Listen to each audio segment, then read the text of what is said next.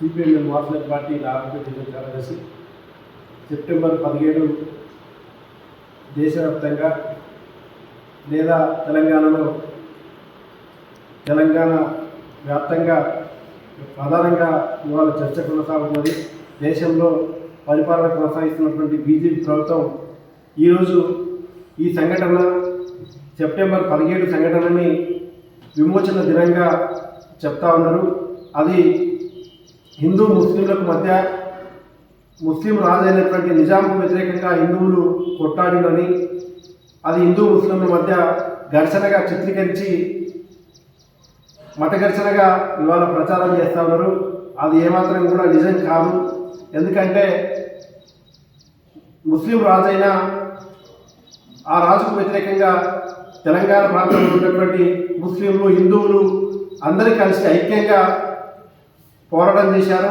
మా భూములు మాకు కావాలి, మేము పన్నులు చెల్లించలేము, మేము కష్టం చేస్తున్నాము, మా కష్టాన్ని మీరు దోపిడీ చేస్తున్నారు, దౌర్జన్యం చేస్తున్నారు,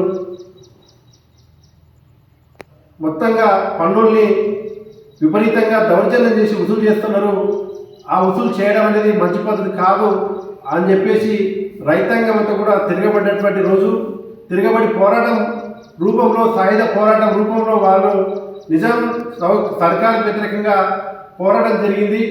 దాంట్లో ముస్లింలు ఉన్నారు, హిందువులు ఉన్నారు, అందరూ కలిసికట్టుగా పోరాటం చేసిండ్రు. ఆ రకంగా వాళ్ళ నుంచి రక్షించుకోవడం కోసం కొంతమంది రైతులు సాయుధంగా మారిండ్రు. అదే రకంగా గ్రామాల్లో దళాలు ఏర్పాటు చేస్తున్నారు, గుత్పల సంఘాలను ఏర్పాటు చేస్తున్నారు. ఇది మొత్తం కూడా తెలంగాణ కమ్యూనిస్ట్ పార్టీల ఆధ్వర్యంలోనే కొనసాగింది.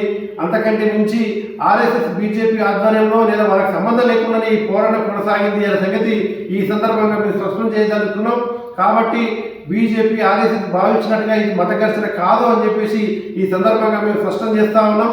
కాబట్టి ఇవాళ తెలంగాణ రాష్ట్ర వ్యాప్తంగా ఈ అంశాన్ని చెప్పడం కోసం, ఈ అంశాన్ని ప్రజలకు తెలియజేయడం కోసం సెప్టెంబర్ 11 నుండి 17 వరకు తెలంగాణలో సెప్టెంబర్ 17 ముఖ్యంగా ఆ రోజు జరిగింది తెలంగాణకు విద్రోహమే, తెలంగాణ రైతాంగానికి మోసమే జరిగింది. 10,000 ఎకరాలు 10 లక్షల ఎకరాలు పోరాడి సాధించుకున్నటువంటి భూములని గ్రామాల్లో రైతులు తమ రాజ్యాలుగా ప్రకటించుకున్నటువంటి ఆ గ్రామాల్ని తిరిగి నెహ్రూ సైన్యం కావచ్చు, అదే రకంగా నిజాం సర్కార్ సైన్యం కావచ్చు, ఆ గ్రామాల మీద దాడులు చేసి వాళ్ళని చంపి తిరిగి ఆ భూముల్ని స్వాధీనం చేసుకున్నాయి. ఆ రకంగా స్వాధీనం ఏ పోరాటం అయితే చేసి ఏ భూముల కోసం అయితే వాళ్ళు పోరాటం చేసినారో అట్లాంటి పోరాటం చేసి సాధించుకున్న భూముల్ని తిరిగి నిజాం సర్కార్కి అప్పచెప్పడం అంటే ఆ రోజు జరిగింది ద్రోహమా విద్రోహమా అంటే నిజంగా అది పెద్ద ద్రోహమే. తెలంగాణ రైతాంగానికి విద్రోహమే జరిగిందనే సంగతి మేము సిపిఎం మార్క్సిస్ట్ పార్టీగా భావిస్తా ఉన్నాం. కాబట్టి దీన్ని ప్రజలు గమనించాలి. ఆర్ఎస్ఎస్ బీజేపీ చెప్పినట్టుగా ఏమాత్రం కూడా వాళ్ళకి సంబంధం లేని సంఘటన, వాళ్ళకి తెలియని విషయము. కాబట్టి వాళ్ళకు సంబంధించినటువంటి ఈ పోరాటం కాదు, ఇది తెలంగాణ సాయుధ పోరాటం. తెలంగాణ సాయుధ పోరాట వారసులుగా ఈ దేశంలో ఉన్నటువంటి కమ్యూనిస్టులకే చెందుతుంది.